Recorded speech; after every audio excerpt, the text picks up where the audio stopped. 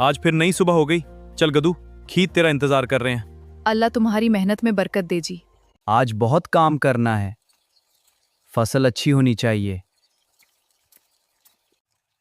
ये जमीन ही मेरी असल ताकत है। मेहनत करने वाला कभी खाली हाथ नहीं रहता। आज गदू के लिए अच्छा खाना बनाऊंगी, वो बहुत मेहनत करता है। गदू पहले कुछ खा लो, फिर आराम से काम करना। तुम्हें देखकर सारी थकन खत्म हो जाती है। बस बस, ज्यादा तारीफें ना करो। आज तुम्हारे लिए मक्खन वाला साग बनाया है। वाह, आज तो दिल खुश हो गया। आराम से पेओ जी। इतनी मजे की लस्सी हो तो जल्दी तो बनती है।